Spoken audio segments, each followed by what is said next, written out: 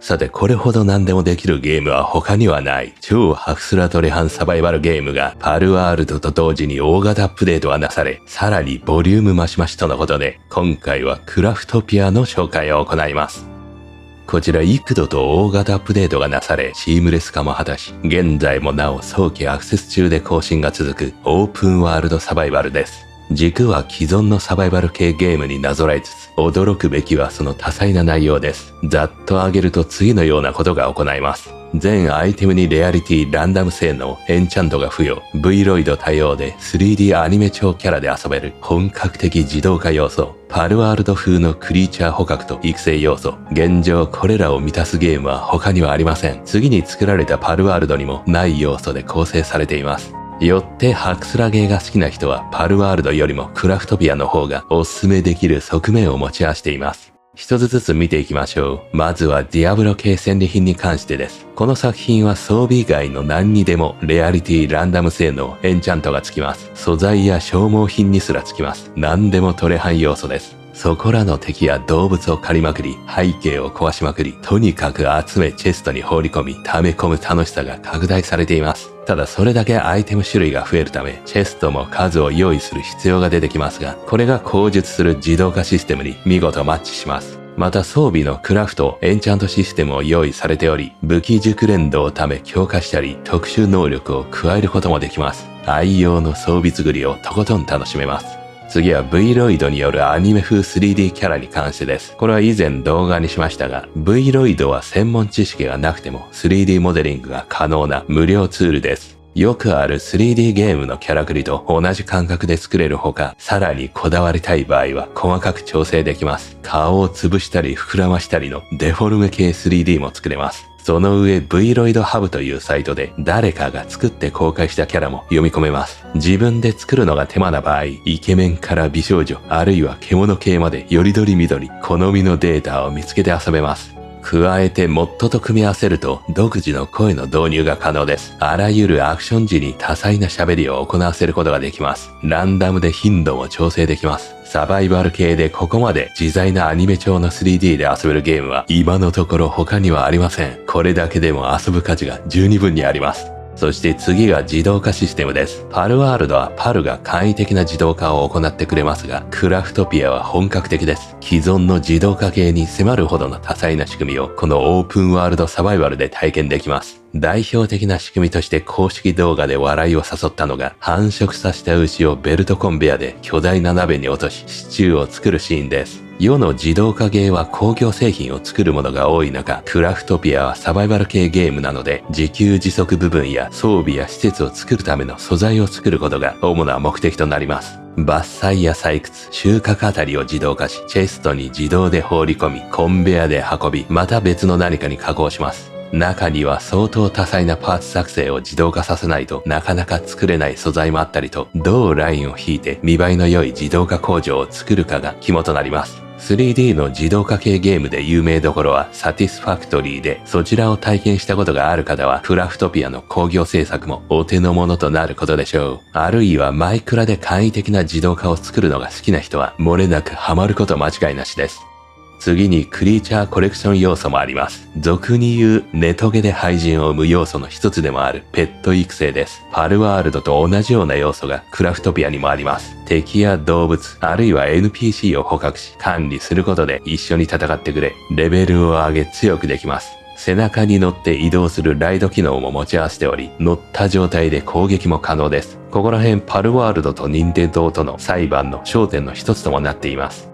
といった具合に、この世には無限に遊べる系のジャンルはいくつかあり、それはハクスラゲーや自動化系だったりするわけですが、クラフトピアこれでもかと全ての要素を加えてしまいました。さらに自分好みのアニメ調 3D キャラで遊べ、ペット育成までも楽しめる完全無欠のオープンワールドサバイバルとなっております。その上次の作品パルワールドが大ヒットし、クラフトピアにもおそらく余裕ができたことでしょうから、今後もますます更新に期待が持てます。ユーザー数が多いとそれだけアップデートにつながるため、パルワールドは遊んでいるがこちらは遊んだことがない方や、あるいは今回紹介した内容のいずれかが気になる方は、ぜひとも一度遊んでみてほしい作品です。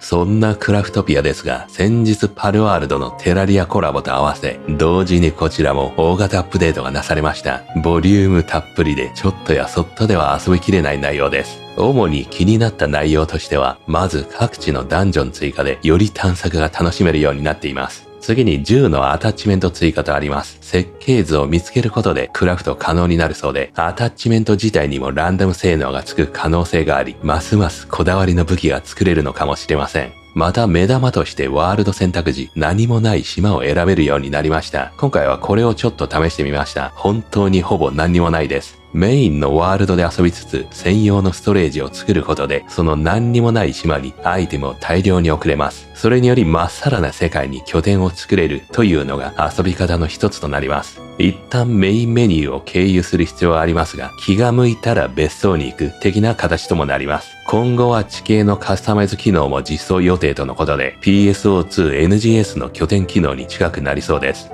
ただしもう一つ売りがあり、タワーディフェンス的に遊べるようです。特定の施設を建てることで敵の襲撃が始まります。そうなると強固な城を作るのが一つの目的ともなり、撃退することで得られるアイテムもあるのかもしれません。しかも敵が攻めてくるということは自動化システムがまた生きてきます。狭い通路におびき寄せ、罠で倒し、アイテムを分別させ、チェストに貯めるみたいな遊びができるかもしれません。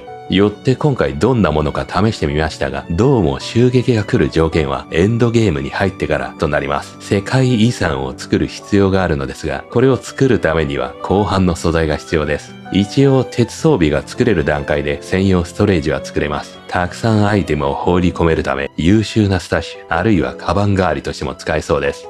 以上、無限に遊べる系をこれでもかと組み込み、ゲーム性としては唯一無二の面白さを誇る内容ともなっており、あわよくばパルワールドと同じくクラフトピアももっと注目を集めてほしい作品でもあります。可能であればオーバーダンジョンのような自社コラボでパルをクラフトピアに登場させたりするとファンにも喜ばれそうです。なお、クラフトピアの早期アクセス開始日は2020年で、価格は現在 40% 割引の1680円です。あまりに安いインディー価格で PC のほか Xbox にも対応しています。気になる方はチェックしてみてはいかがでしょうか。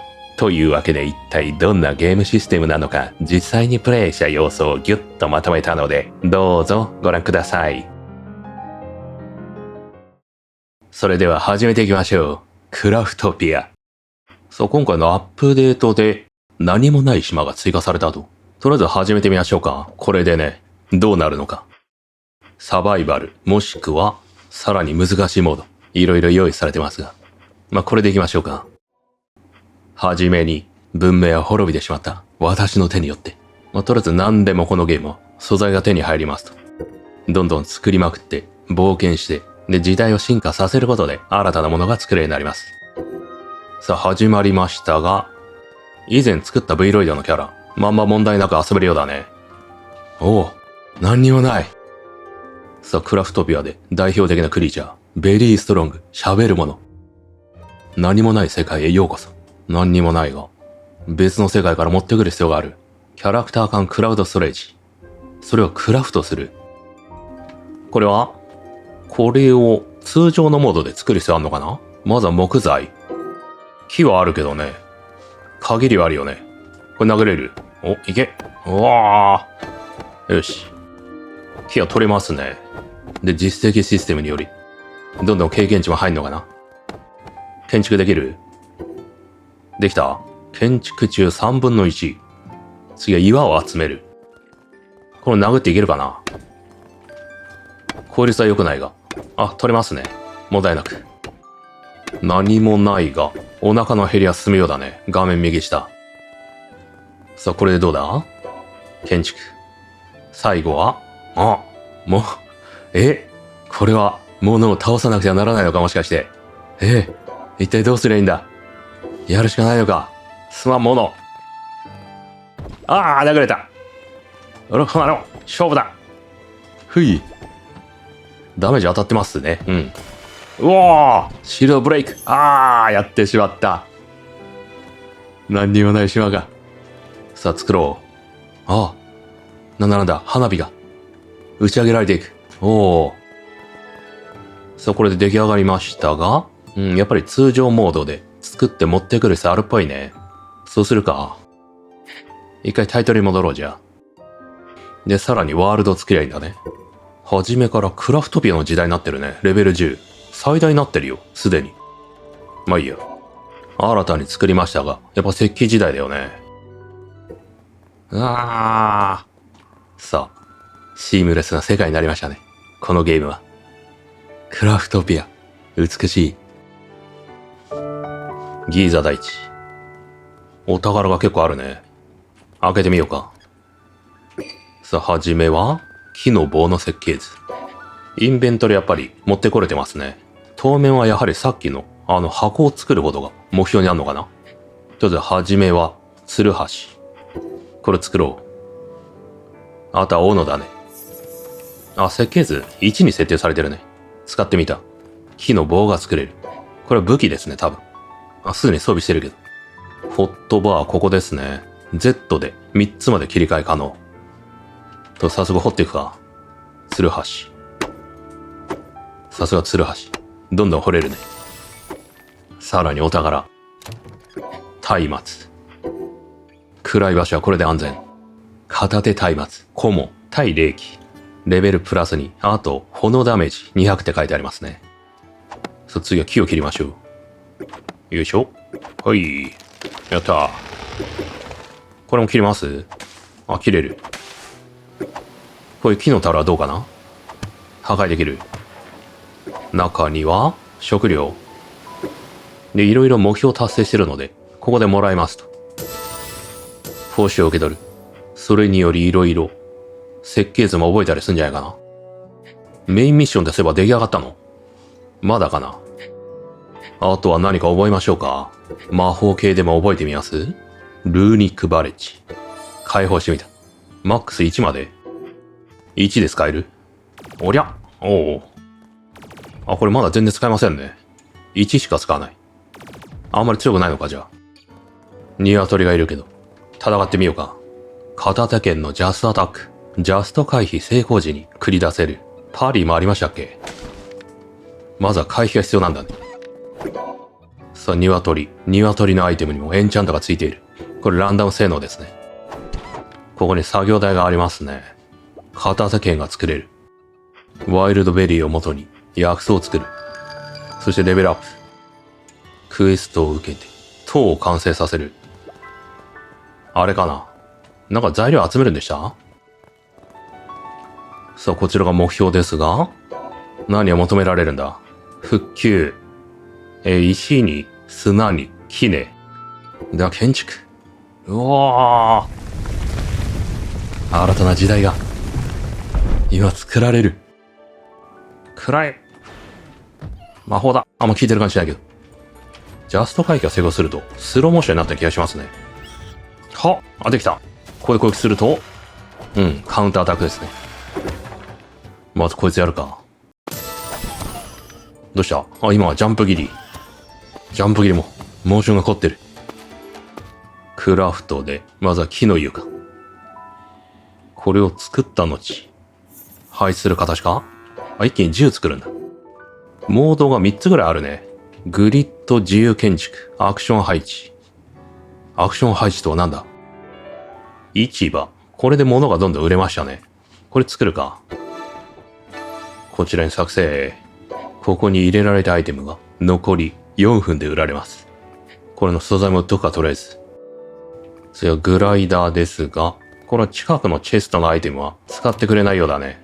そのうちそういうチェストって出てくるんでしたっけ？クラフトピア。どうだったかな？ジャンプ中にスペースですね。スタミナを使うと。ペット管理マシーン、物ももらいましたね。これでペット育成が可能になるのか。まずは、捕まえたモンスターをペットにする。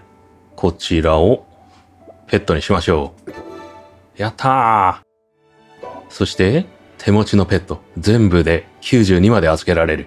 すでに持ってんのかな、これは。ここに保管する形なんですかね。いでよ、物！君に決めた！出てきた。乗れる。かわいいけど。すんごいゆっくり。ダッシュすれば、多少早いか。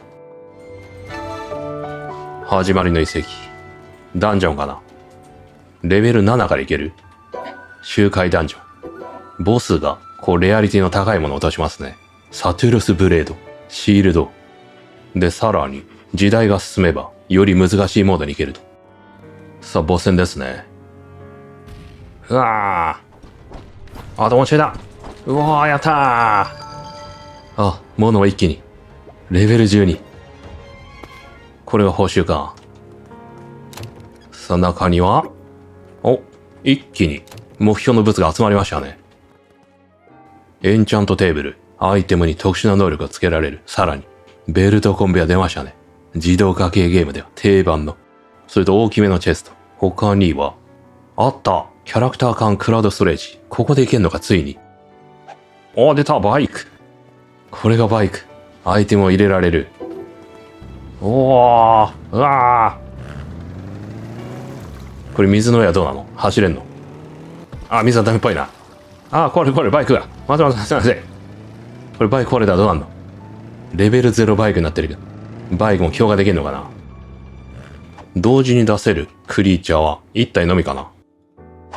これ以上ペットは出せない。なんか条件でね、出せる可能性もありますけど。こいつにも乗れるんだ。ゴブリンソード。体力多いね。ほら。物の魂。そうか。一回ワールド作り直したらいいんじゃないの？新規でね、ちょっとタイトルに戻ろう。あまりおすすめの方法じゃないかもしれませんけれど。新規でダミーワールドを作る。で、キャラのこのアイテムはね、持ってこれるし、こいつを倒してしまえば、得られるはずだ。この野郎。とどめー。これで OK だ。やったー。花火がー。で、ここにアイテム入れられますと。最大100までか。さあ、何もない島。アイテムは入ってますね。クラフトピアの時代だから多分、何でも作れるようになってんじゃないかな。という予感はしておりますが。さあ、どうだ？クラフト施設。すんげえ作れるようになってる。あった。世界遺産。オリアルコンのインゴットとか。全然ダメだ。ものすごい進まないと多分、これ作れませんね。で、これらを作ることで拠点防衛がね、可能になるのかな。さあ、本日はここまでですね。こちら気になる方は、ぜひ購入して遊んでみてください。それではまた次の動画でお会いしましょう。